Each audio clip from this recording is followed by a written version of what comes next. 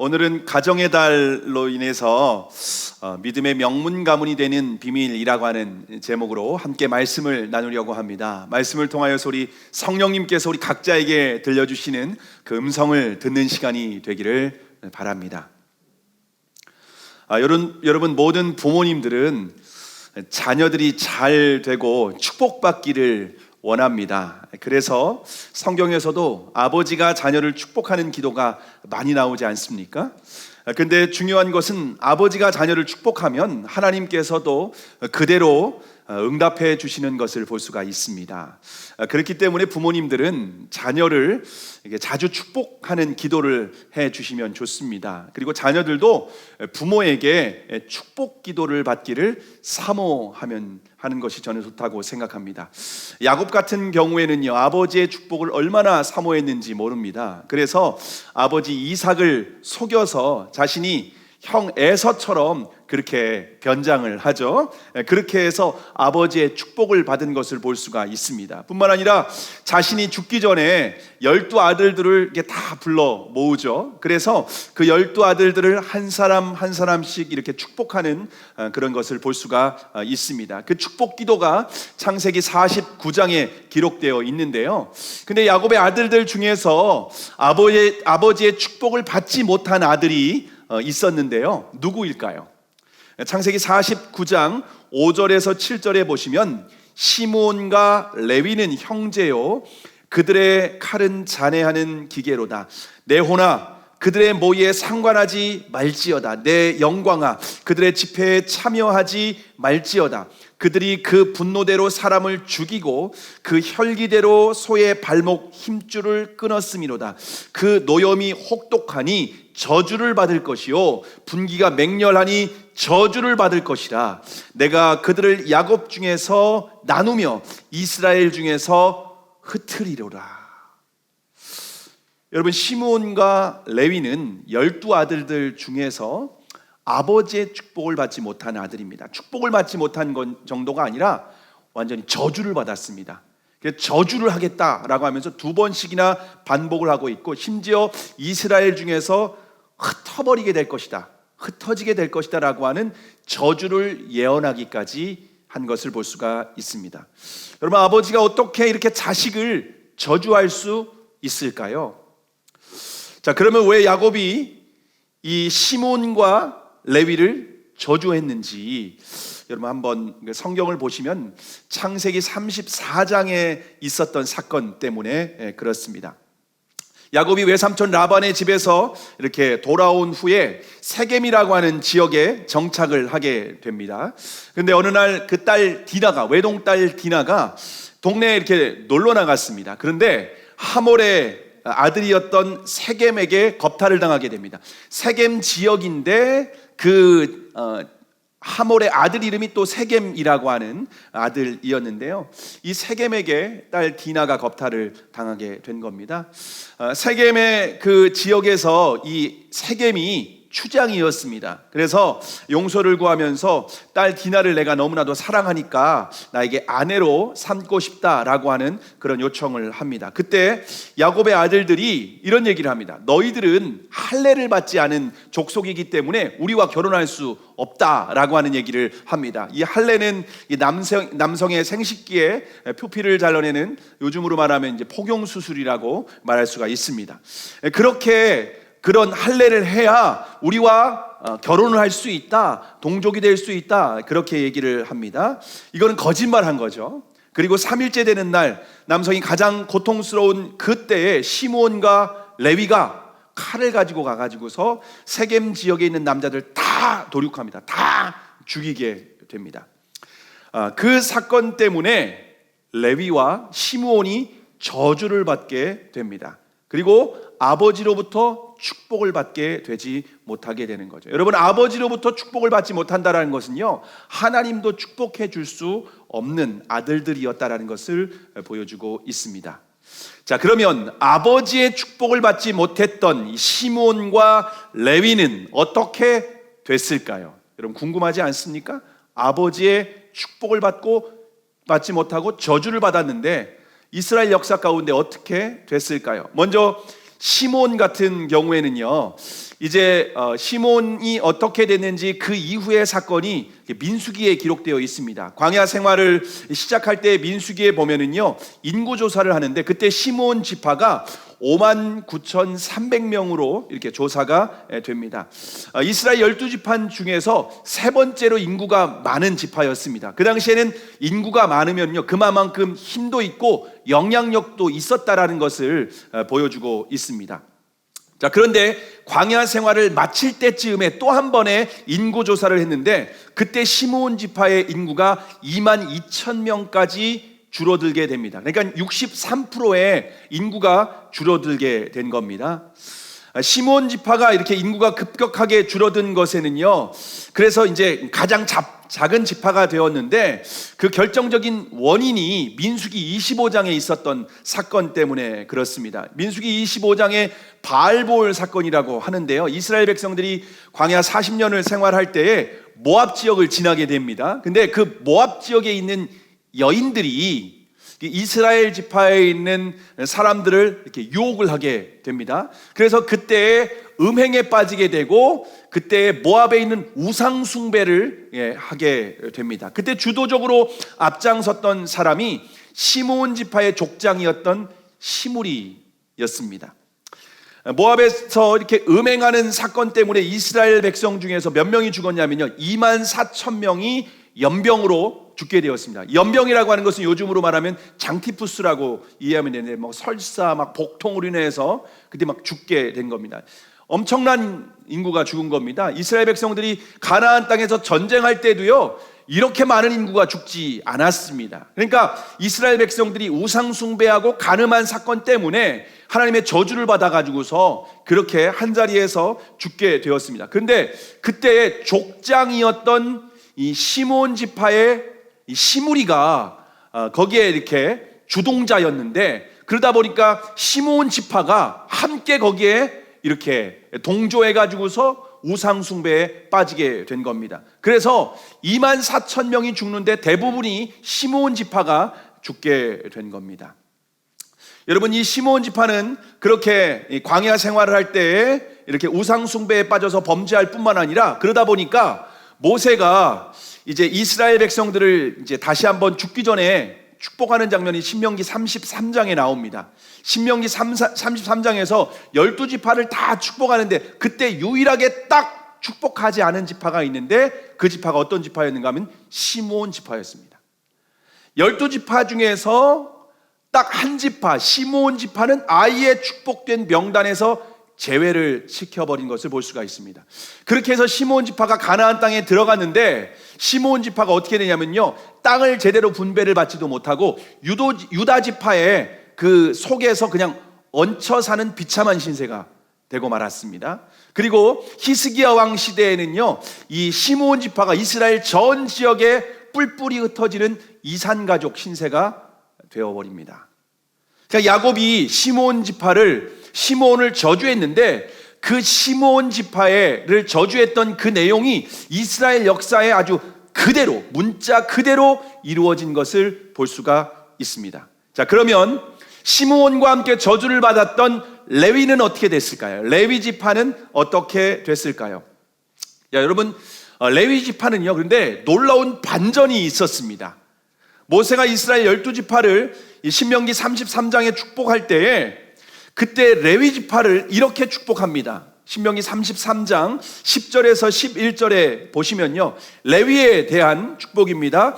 주의 법도를 야곱에게, 주의 율법을 이스라엘에게 가르치며 주 앞에 분향하고 온전한 번제를 주의 단 위에 드리리로다. 여호와여, 그 재산을 풍족해 하시고 그 손의 일을 받으소서. 그를 대적하여 일어나는 자와 미워하는 자의 허리를 꺾으사 다시 일어나지 못하게 하옵소서.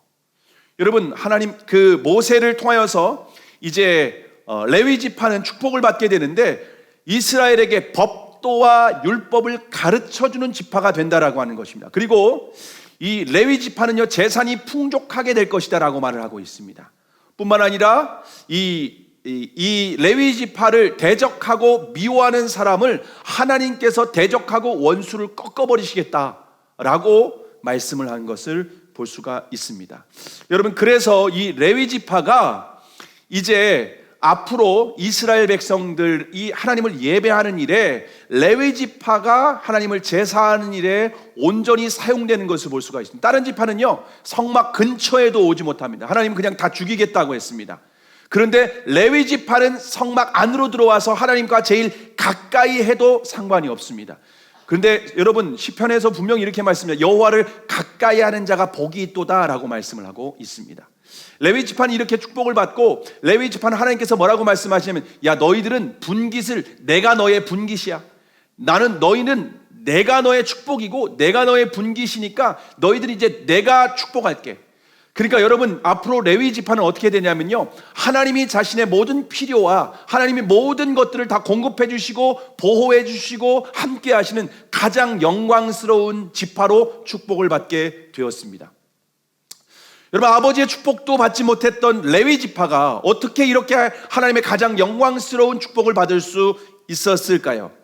그것은 먼저 모압에서 이스라엘 백성들이 이방 여인과 간음할 때, 아까 족장 시므리의 주동으로 인하여서 시므온 지파가 그렇게 많이 이렇게 죽었다고 말씀드리지 않았습니까? 그때 시므리가 이제 그 이방 여인과 음행을 할 때 그것을 딱 끊어버린 사람이 누구인가 하면요, 비느하스라고 하는 사람입니다.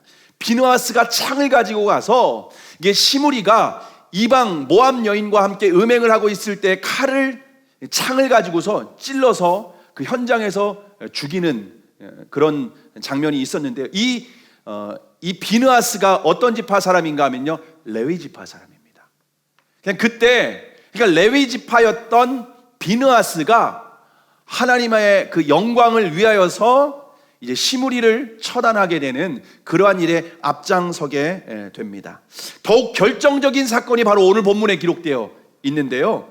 오늘 본문에서 이 레위 지파가 하나님께 어떻게 이런 영광스러운 축복을 받게 되었는지 아주 구체적으로 기록을 하고 있습니다. 먼저 오늘 본문의 배경을 이해할 필요가 있는데요. 이스라엘 백성들이 이제 애굽에서 나와서 드디어 시내산에 도착하게 됩니다. 시내산에 도착한 후에는 하나님의 임재와 영광 가운데 그들이 이제 십계명을 받게 되고 하나님과 거룩한 언약까지 맺게 됩니다. 그리고 이제 언약의 내용을 구체적으로 받기 위해서 모세가 이제 시내산에 올라가게 됩니다. 이제 하나님께서는 모세에게 돌판에다가 십계명을, 이제 언약의 내용을 구체적으로 기록을 해 주고 있었습니다. 그런데 산 밑에서, 모세가 산에 올라갔을 때 산 밑에서 아론을 중심으로 인해서 백성들이 무슨 일을 하고 있었냐면요, 금송아지 우상을 만들게 됩니다. 그리고 금송아지 우상에게 절하면서 거기에서 완전히 막 축제를 벌이고 있는 상황이 되었습니다. 여러분, 하나님의 입장에서 보면은 이스라엘 백성들이 금송아지 우상을 섬기는 것은 어떤 일이냐면요, 마치 사랑하는 남녀가 이렇게 결혼을 했는데 이제 잉크도 마르기 전에 바람을 피운 것과 같습니다. 이건 하나님의 입장에서 볼 때는 영적인 간음입니다. 하나님이 이스라엘 백성들과 이제 출애굽기 20장에서 언약식을 가지면서 영적인 결혼을 이제 하게 된 건데, 이스라엘 백성들이 바람을 피우면서 완전히 막 우상을 숭배하고 있는 상황입니다. 그래서 하나님께서 어떻게 하시냐면은 너무너무 화가 나셔서 막 진노하시면서 내가 이스라엘 백성들을 다 진멸해 버리겠다, 다 내가 죽일 거야, 내가 도저히 참을 수가 없다고 하면서 화를 내시는 것을 볼 수가 있습니다. 그때 모세가 어떻게 하는지 아십니까? 모세가 하나님 앞에 목숨을 걸고 중보기도를 합니다. 목숨을 걸고 중보기도를 할 때 차라리 하나님, 내 생명을 주의 그 책에서 내 이름을 지워버릴지언정 이스라엘 백성들을 살려달라고, 한 번만 살려달라고 하면서 하나님 앞에 간절히 기도한 것을 볼 수가 있습니다. 뿐만 아니라 40일 동안 금식하면서 받았던 이 십계명 돌판을 내려오면서 이스라엘 백성들이 그렇게 실제로 막 우상을 섬기고 예배하는 모습을 보면서 돌판을 그냥 깨버립니다. 여러분, 사람들이 모세가 돌판을 깨트린 행동이 혈기를 주체하지 못해서 막 깨버렸다 이렇게 해석을 하는데요, 전혀 그렇지 않습니다. 그런 것이 아니라 이 십계명 돌판에는 무슨 내용이 기록되어 있는가 하면은요, 이스라엘 백성들이 이제 우상을 숭배하고 있기 때문에 하나님이 진멸해버리겠다고 하는 사형 선고문과 같은 것입니다. 이 언약의 내용에 근거하면 이스라엘 백성들은 죽어야 되는 겁니다. 그래서 모세가 이 사형 선고문, 이스라엘 백성들의 사형 선고문이 있는 이 십계명 돌판을 그냥 박살내버린 겁니다. 이게 모세가 하나님 앞에 이스라엘 백성들을 살려달라고 하는 하나의 행동이기도 합니다. 그리고 모세가 내려와서 어떤 행동을 하냐면요, 금송아지 우상이 있지 않습니까? 그거를 다 가루로 만들어 버립니다. 그리고 물에 싹 뿌려버립니다. 그리고 이 물을 마시라고, 백성들을 마시라는 겁니다. 그건 무슨 의미인가 하면은 이 우상 숭배는 다시는 앞으로 절대로 있어서는 안 되는 행동이기 때문에 너희들이 이것을 마시고 몸에 기억하라는 겁니다. 절대로 이걸 기억하고 앞으로 다시는 이런 범죄를 하지 말라. 그러면 또다시 이런 범죄를 하게 될 때에는 이스라엘 백성들이 다시는 살지 못하고 다 진멸되고 역사 속에서 사라질 수밖에 없다라고 하는 것을 경고하는 메시지로 이 금가루를, 요즘에는 뭐 사람들이 금가루를 이렇게 먹는 것도 있는데 이스라엘 백성들이 이때 금가루를 뿌려가지고 물을 먹은 것을 볼 수가 있습니다. 기억하라는 겁니다. 자, 그리고 모세가 마지막으로 백성들에게 한 말이 있습니다. 어떤 말일까요? 오늘 보면 25절에서 26절의 말씀입니다. 함께 읽겠습니다. 시작. 모세가 본즉 백성이 방자하니 이는 아론이 그들로 방자하게 하여 원수에게 조롱거리가 되게 하였음이라. 이에 모세가 진문에 서서 가로되 누구든지 여호와의 편에 있는 자는 내게로 나오라 하매 레위 자손이 다 모여 그에게로 오는지라. 자, 모든 백성들이 막 제 멋대로 막 날뛰면서 우상을 숭배하고 있는 아주 막 참혹한 이런 범죄의 현장입니다. 그 모습은 마치 마귀에게 조롱거리가 되는, 마주 조롱당하고 있는 그런 아주 비참한 상황이라고 하는 겁니다. 그때 모세가 우상 숭배 현장에서 입구에 가가지고서 막 큰 소리로 외치는 겁니다. 누구든지 여호와의 편에 있는 자는 내게로 나오라 라고 하면서 큰 소리로 외쳤습니다. 그때 모세의 말을 듣고 누가 나오는가 하면요, 레위 자손들이 여호와의 편에 서게 됩니다. 그런데 레위 자손은 누군가의 강요에 의해서 나온 것이 절대로 아닙니다. 그들은 자발적으로 모세가 하는 이 명령, 이 음성은 하나님의 음성이다 라고 생각하고 그 모세의 말을 하나님의 음성으로 듣고 여호와의 편에 딱 서게 됩니다.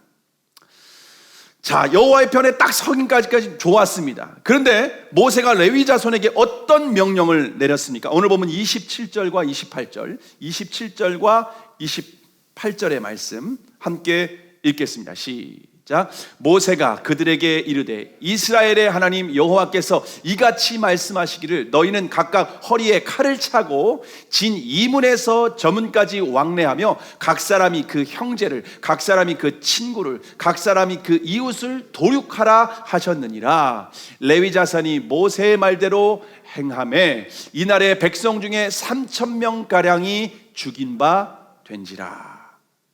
자, 모세가 이제 여호와의 편에 선 레위 자손에게 어떤 명령을 했습니까?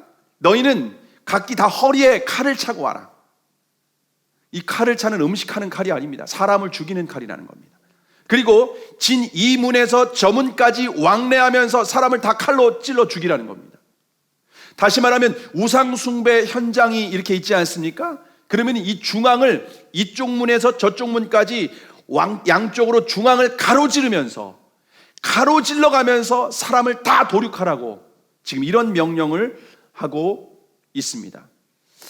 여러분, 지금 우상 숭배가 아주 가장 깊이 있는, 이 중앙이면은 아주 가장 우상 숭배가 아주 집중되어 있는 곳 아니겠습니까? 가장 깊이 빠져 있는 사람들이 있는 그곳 아니겠습니까? 그곳을 칼을 차고 왔다 갔다 하면서 닥치는 대로 다 죽이라는 겁니다. 지금 레위 자손이 죽여야 될 사람은 가나안 족속이 아닙니다. 자신의 동족을 죽여야 되는 상황입니다. 피를 나눈 형제, 그리고 어릴 때부터 함께했던 친구, 심지어 내 사랑하는 자녀가 그 안에 있을 수도 있습니다. 그런데 레위 자손이 하나님께 헌신해서 다 지금 죽여야 되는 아주 끔찍한 상황입니다. 여러분이 만약 레위 자손이라면 어떻게 했을까요? 야, 어떻게 여호와의 편에 서냐? 어떻게 이런 말씀을 순종하냐? 모세에게 막 대들지 않았겠습니까? 맥살을 잡고. 이건 너무하지 않습니까? 해도 너무한 거 아닙니까?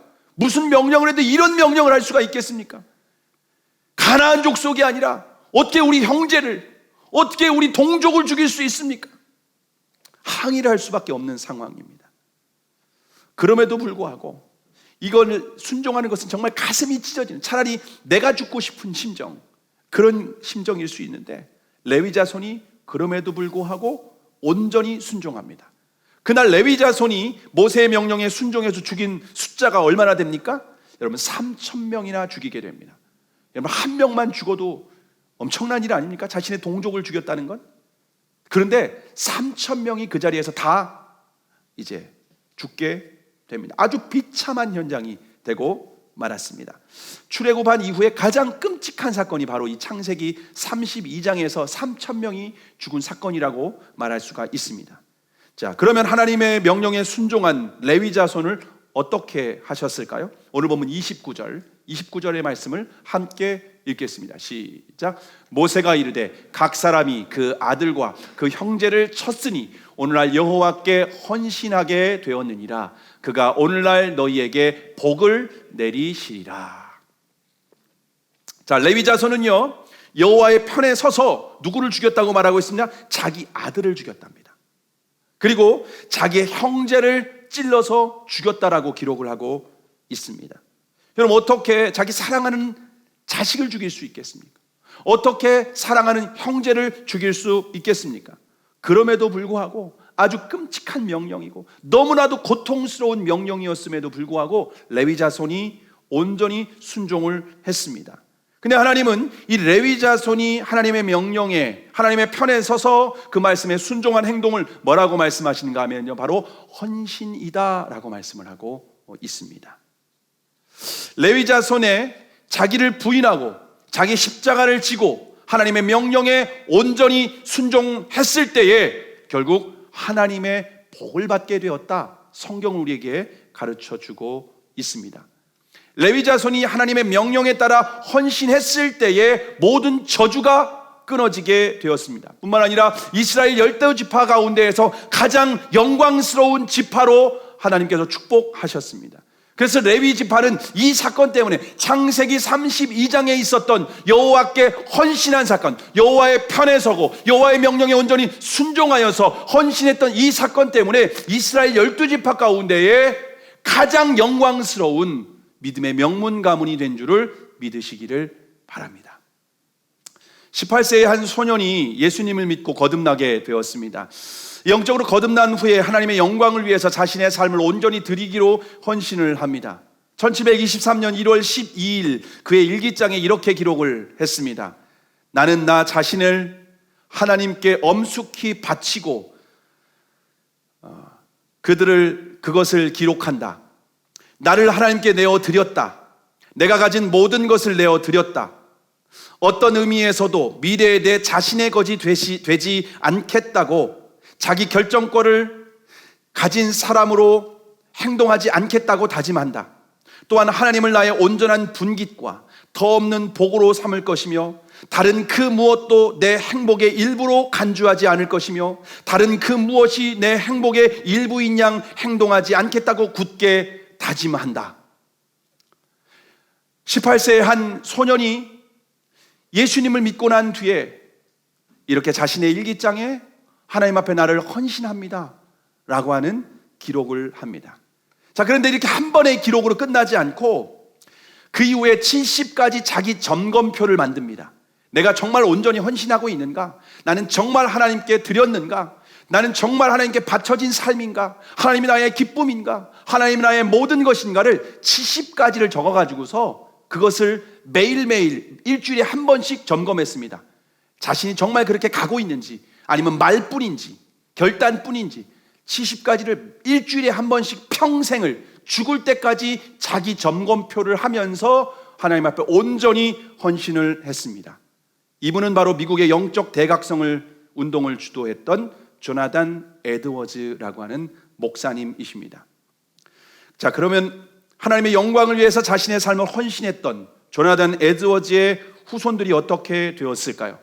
몇 년 전 KBS 1TV에서 조나단 에드워즈의 가문을 연구해서 보도한 자료가 있습니다. 여러분이 유튜브에 검색을 해보시면요 그게 올라와 있는데요, 조나단 에드워즈의 후손 중에서는요, 부통령이 1명, 주지사가 3명, 대학 총장이 13명, 대도시 시장이 3명, 장차관급 공무원이 82명, 변호사가 149명, 판검사가 48명, 목사가 116명, 의사가 68명, 대학 교수가 65명, 세계적인 사업가가 75명, 위대한 발명가가 25명이나 그의 후손을 통해서 배출이 되었습니다. 조나단 에드워즈의 위대한 헌신으로 미국에서 가장 위대한 명문 가문이 되었다라고 그렇게 KBS에서 일본 공영방송에서 보도한 것을 제가 직접 보았습니다. 저와 여러분이 가정이 믿음의 명문 가정이 되려면요, 가장 중요한 것은 여호와의 편에 서는 겁니다. 세상의 편에 서는 것이 아니라 여호와의 편에 서는 것입니다. 그런데 여호와의 편에 선다라고 하는 것은요, 우리 주 예수 그리스도를 위해서 우리가 살아가는 삶을 의미합니다.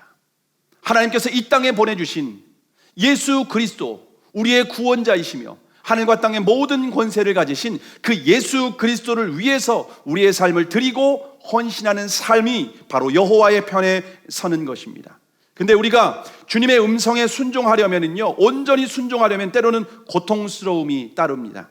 레이자손과 같이 주의 명령에 따라서 죄에 깊이 빠져있는 형제와 친구 그리고 자식을 죽여야 되는 그러한 고통이 따르게 된다라고 하는 것입니다. 그래서 예수님께서 이렇게 말씀하시지 않았습니까? 누구든지 나를 따르고자 하는 자는 자기를 부인하고 자기 십자가를 지고 따라야 된다라고 하는 말씀을 하신 것을 볼 수가 있습니다. 그럼에도 불구하고 주님을 위해서 우리가 고통스럽지만 때로는 힘들고 부담스럽고 어려운 일이 있지만 온전히 헌신할 때에 저와 여러분의 삶뿐만 아니라 우리의 가문을 믿음의 명문 가문으로 축복해 주시는 줄을 믿으시기를 바랍니다. 자, 그러면 우리가 죽이고 제거해야 될 대상이 누구일까요? 여러분, 이 구약 성경에 이제 출애굽기 32장에 있었던 사건은요, 실제 사건이지만 이것은 영적인 의미로 우리가 재해석할 필요가 있습니다. 우리가 제거해야 될 것은 무엇인가 하면요, 죄입니다. 죄. 그리고 하나님 앞에 하나님 말고 우리가 섬기고 있는 우상을 제거하라는 겁니다. 우리 안에 있는 죄와 우상을 제거하라는 것이 출애굽기 32장에서 보여주신 그런 영적인 교훈입니다. 저는 매일 저녁 아이들과 함께 가정 예배를 드립니다. 매일 가정 예배를 드릴 때마다 나오는 주제가 무엇인가 하면요, 우상입니다. 우상. 우리의 우상은 무엇이냐? 우리의 죄는 무엇이냐? 하나님께 나아가는 데에 걸림돌이 되게 하는 것은 무엇이냐? 라고 하는 것을 구체적으로 고민하고 자신의 삶에 적용하도록 합니다. 우리 아이들 같은 경우에 우상은 유튜브, 게임, 드라마, 웹툰 뭐 이런 것들입니다. 이런 것들의 마음을 뺏기게 되는 거예요. 이 자체가 뭐 악하고 뭐 나쁘고 이런 것이 아니라 이것의 마음을 빼앗겨서 하나님께 나아가는 데에 장애물, 걸림돌이 된다라고 하는 것입니다. 뿐만 아니라 하나님이 기쁨의 근원이 되어야 되는데 유튜브가 기쁨인 거예요. 게임이 자기의 가장 행복이고 만족이 되는 겁니다. 그러다 보니까 이게 걸림돌이 되고 이게 우상이 될 수 있고 이게 죄를 짓게 하는 원인이 될 수 있다는 겁니다. 얼마 전에는 둘째 아이에게 슬라임이 우리 아이의 우상이 되기도 했습니다. 하나님께 나아가는데 가로막게 있는 거예요. 그러면서 이 슬라임을 절제해야 되는데 너무너무 슬라임을 하고 싶은 거예요. 이게 손으로 만지는 촉감이 너무 좋고 이게 만지고 방바닥에 때리고 그러면서 이렇게 마지막 이렇게 고무차력보다 이렇게 좀 부드러운 건데 이게 너무너무 재미있는 거예요. 너무너무 즐거운 거예요. 그래서 너무너무 여기에 빠지니까 이게 또 우상이 될 수 있겠구나라고 해서 이것을 하나님께서 제거하기를 원하신다라고 하는 본인도 인식을 하고 있어요. 그래서 가정예배 시간에 그걸 나누기도 했습니다. 근데 우리 아이에게 이 슬라임을 제거한다는 건 너무 사랑하는 내 친구예요. 너무나 내게 친한 친구예요. 나에게 기쁨을 주는 친구예요. 내 형제 같아요. 내 가족 같아요. 내 몸의 일부 같아요. 너무너무 즐거운 거예요. 근데 이걸 제거하려니 너무 고통스럽지 않습니까? 그래서 우리 둘째가 이 슬라임을 제거하지 못하니까 하나님이 개입을 하셨습니다. 그래서 갑자기 어느 날 슬라임을 너무너무 즐겁게 하고 있었는데 얼굴이 막 붓기 시작했고요. 막 좁쌀만한 두드러기가 눈 주변에 막 볼에 막 생기게 되는 겁니다. 그래서 병원에 가서 진찰을 해 봤더니 의사 선생님이 여러 가지 음식은 뭘 먹었냐 쭉 질문을 하고 확인해 보시더니 이거는 뭔가 손으로 무엇인가를 가지고 놀고 그 손을 씻지 않은 상태에서 피부를 만져서 생긴 접촉성 피부염입니다. 이러는 거예요. 뭘 가지고 놀았냐고. 슬라임을 가지고 놀았다고 하니까 이 슬라임을 당장 버려야 된다는 거예요.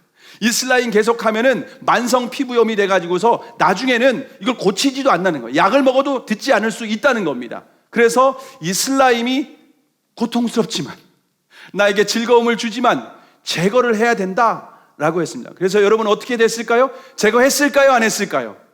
하루아침에 제거가 됐습니다. 자신이 가지고 있던 어린이날 선물로 받았던 모든 슬라임까지 다 제거를 할 수밖에 없었습니다. 여러분 혹시 여러분이 제거해야 되는 우상은 무엇입니까? 여러분이 기쁨과 만족을 주는 것이 무엇입니까? 하나님께 나아가는 걸림돌이 되는 우상이 무엇입니까? 여러분 제가 최근에 보니까 신문에 보니까 우리나라에 아주 많은 사람들이 주식과 비트코인에 열광적으로 반응하고 있답니다. 그런데 사람들이 주식에 빠지면 이건 마치 막 도박처럼 중독성이 있다는 겁니다. 주식이 오르면 천국과 같은 거예요. 주식이 떨어지면 마치 지옥과 같은 하루를 보낼 수밖에 없는 겁니다. 그러다 보니까 일상의 삶이 다 마비가 되고 어떤 사람은 회사도 그만두고요. 그리고 이것에 주식에 너무 깊이 빠져가지고서 집안에 있는 돈, 막 부모님 돈, 처갓집 돈 다 끌어모아서 그렇게 하다 보니까 이혼까지 가게 되는 상황들을 제가 인터넷에 기사로 보게 되었습니다. 최근에 본 기사에는요, 비트코인이 폭락하게 되면요, 경찰들이 마포대교의 순찰을 강화한답니다. 왜냐하면 그 온라인에 극단적인 선택을 암시하는 글들이 막 너무 많이 올라오는 거예요. 이 비트코인이 딱 폭락을 하게 되면은 사람들이 막 전부 다 막 죽고 싶다, 막 죽겠다, 막 이런 글들이 올라오는 거예요. 실제로 며칠 전에 5월 달에 20대 청년이 영혼까지, 불과 일주일도 안 된 겁니다. 영혼까지 끌어모아서 투자를 했는데 폭락을 해서 결국 극단적인 선택을 하고 말았습니다. 여러분 이런 것들이 우상이 될 수 있다는 겁니다. 여러분 주식, 비트코인 자체가 악하고 나쁜 걸 말하는 것이 아닙니다. 이것이 하나님께 나아가는데 걸림돌이 된다면, 이것이 우리의 마음을 빼앗기고 이것이 나의 기쁨의 근원이 된다면 제거하지 않으면 내가 죽을 수 있다는 겁니다. 뿐만 아니라 성적인 우상도 얼마나 심각한지 모릅니다. 몇 년 전 해커들이 그 불륜 조장 사이트였던 애슐류 메디슨에 3,200만 명, 여러분 불륜 조장 사이트의 회원 가입이 3,200만 명이 가입을 했습니다. 3,200명이 아니라 3,200만 명이 가입을 했는데 해커들이 그것을 딱 해킹을 해가지고서 명단을 딱 공개를 했습니다. 근데 그 명단이 딱 공개된 지 6일 만에 4명이 극단적인 선택을 했습니다. 자신이 불륜 조장 사이트에 가입했다라고 하는 이 정보가 공개되니까 사람들이 이제 자신의 이게 치부가 딱 드러나게 된 거군요. 은밀하게 행한 죄가 딱 드러나게 된 거군요. 4명이 6일 만에 딱 자살을 했는데 그 중에 뉴올리언즈 신학교의 교수이면서 목회자였던 존 깁슨 목사도 극단적인 선택을 했습니다. 그럼 이 존 깁슨 목사님이 평소에 되게 악한 사람이었을까? 전혀 그렇지 않습니다. 주변에 있는 모든 사람들로부터 칭찬을 받고 존경받는 사람이었습니다. 학생들로부터 존경받고 주변에 있는 모든 사람들이 존경을 했던 분이 바로 이 존 깁슨 목사님이었습니다. 그런데 자신의 명단이 공개 딱 되자 자신의 직업을 잃게 될 뿐만 아니라 사람들의 비난이 두려워서 결국 극단적인 선택을 하면서 아내에게 유서를 남겼는데 미안하다고, 내가 여기에 가입을 했다고, 그런 고백을 하고 죽었습니다. 여러분 이처럼 우리 안에 우상을 제거하지 않으면, 이 우상을 죽이지 않으면 내가 죽을 수 있다는 겁니다. 그래서 하나님은 레위 자손에게 여호와의 편에 서라, 진이 이쪽에서 저쪽까지 죄에 깊이 물들어 있는, 우상에 빠져 있는, 도저히 헤어나오지 못하는 이것을 제거하지 않으면 이스라엘 전체가 죽을 수 있다. 저와 여러분은 어떻습니까? 우리 안에 우상이 없습니까? 나는 주일마다 예수님 믿고, 난 예수님 믿고 예배 드리기 때문에 저는 우상이 전혀 없습니다. 저는 그런 거 전혀 없습니다. 저는 오직 하나님만 기뻐하고 오직 하나님만 섬깁니다. 그렇습니까? 주님은 오늘도 우리에게 말씀하십니다. 칼을 차고 우리 안에 있는 죄를 찔러 우상을 제거하지 않으면 우리가 죽을 수 있다는 거죠. 그래서 여러분, 청교도 목회자들은요, 자신에 있는 죄 죽이기가 예수님을 믿는 이 성화의 삶의 가장 중요한 것 중에 하나라고 우리에게 말을 하고 있습니다. 그리스도인은 날마다 말씀의 거울 앞에서 우리의 내면을 비추어보고 우리의 영혼의 상태를 점검하며 주님보다 더 우선순위에 있는 것, 주님보다 더 내가 사랑하는 것, 주님보다 더 기쁨의 근원이 되는 것, 주님보다 더 내가 우상으로 섬기고 있는 것들이 있다면 과감하게 제거하지 않으면 그 죄로 인해서 내가 죽을 수 있다는 것, 성경은 우리에게 아주 분명하게 경고하고 있습니다. 저와 우리는 날마다 말씀 앞에 우리의 자신을 비추어보고 주님과 동행하면서 주님보다 더 내가 마음을 빼앗기는 것이 있다면, 주님보다 내가 더 끌려가는 것이 있다면 제거하고 헌신의 삶을 살아가야 됩니다. 우리 안에 있는 정욕, 우리 안에 있는 미움, 우리 안에 있는 살인, 간음, 시기, 질투, 악한 생각, 음란, 도적질, 거짓말, 이런 것들을 날마다 죽이지 않으면 결국 그것이 나를 삼켜버리고 그것 때문에 결국 내 영혼이 피폐하게 되는 것은 말할 것도 없고 사단의 먹잇감이 되어서 우리가 이 땅에서 비참하게 죽게 될 수 있다는 것 기억하시고, 날마다 여호와의 편에 서서 주님께서 하시는 말씀에 순종하고 날마다 말씀 앞에 헌신하고 날마다 말씀 앞에 우리의 자신을 드리며 나아갈 때에 우리의 삶을 하나님께서 축복하시고 우리의 삶 가운데 있는 모든 저주가 끊어지고 주님께서 약속하신 모든 은혜와 복이 충만하게 되는 줄을 믿으시기를 바랍니다. 최근에 개봉한 영화 중에 미나리라는 영화 아십니까? 이 영화는 미국에서 아메리칸 드림을 꿈꾸면서 미국으로 이민 간 한인 가족들의 고군분투하는 삶을 다룬 영화입니다. 이 영화에서 윤여정이 아카데미 여우조연상을 받게 되면서 전 세계에 큰 화제가 되기도 했는데요. 이 영화의 배경은 1980년대입니다. 그 시대에 1세대 이민자들이 낯선 타국에서 생존한다는 것 자체가 너무나도 쉽지 않은 일이었습니다. 그런데 여러분, 놀랍게도 1984년에 미국의 국무성 교육부에서 가장 모범적인 가정을 선정해서 발표했습니다.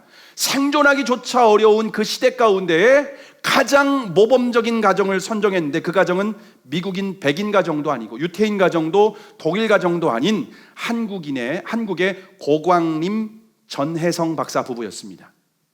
고광림 박사는 서울대를 졸업한 후에 주미공사를 지낸 분이었고요. 그리고 아내 전혜성 박사는 예일대학 교수로 사회학을 가르쳤습니다. 자녀는 6명이 있는데 모두 예일대학과 하버드대학 그리고 옥스퍼드 대학을 졸업을 했습니다. 한 기자가 아내 전혜성 박사에게 도대체 어떻게 낯선 타국에 와서 이렇게 모든 백인 가정들보다 더욱 이렇게 위대한 모범 가정이 될 수 있었습니까? 라고 이렇게 질문을 했습니다. 그때 전혜성 박사가 기자의 질문에 이렇게 대답했습니다. 저희가 이런 가정이 될 수 있었던 것은 새벽 식탁 때문입니다. 아니, 도대체 새벽 식탁이 무슨 의미입니까? 라고 하니까 남편이 아침에 출근을 하게 되는데 출근을 하기 때문에 일찍 출근하다 보니까 가족이 모여서 예배드릴 시간이 없다는 겁니다. 그래서 새벽에 가족들이 함께 모여가지고서 가정 예배를 드린답니다. 매일. 그래서 그 시간은 하나님을 찾는 시간이고 아버지가 자녀를 축복하는 시간이라는 겁니다. 그래서 결국 하나님의 축복으로 말미암아서 우리가 이렇게 모범적인 하나님의 축복 가운데 이런 명문 가문이 되었습니다 라는 고백을 했습니다. 여러분, 날마다 함께 가족이 하나님의 말씀 앞에서 자신의 삶을 돌아보고 하나님을 찾고 아버지는 자녀를 축복하고 그 말씀 앞에 오늘도 하루하루를 헌신하며 살아가는 삶을 하나님께서 반드시 축복하시는 줄을 믿으시기를 바랍니다.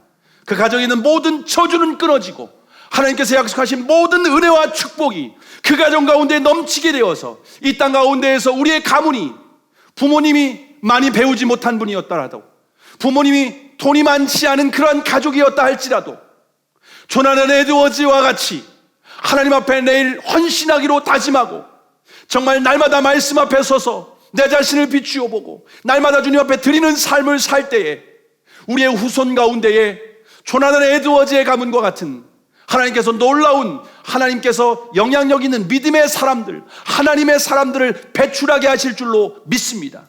여러분, 그 일은 저와 여러분이 주님의 편에 서서, 여호와의 편에 서서 헌신하는 자들을 통하여 이루어 주시는 축복입니다. 교회만 다니고 예배를 드리는 사람이 아니라 날마다 여호와의 편에 서고 그의 말씀에 순종하고 그의 말씀에 내 삶을 드리고 그의 말씀에 온전히 부담스럽고 어려운 명령이라 할지라도 순종하는 자들에게 하나님께서 그 후손을 축복하실 뿐만 아니라 이 땅 가운데 우뚝 세워주셔서 하나님의 영광을 드러내는 거룩하고 복된 가문으로 축복하시는 줄을 믿으시기를 바랍니다. 성경을 통하여서, 역사를 통하여 검증된 이 말씀 가운데에 저와 여러분이 온전히 헌신하여 이 땅 가운데 믿음의 명문 가문이 되는 그 축복을 누리시기를 주님의 이름으로 축복합니다. 기도하시겠습니다.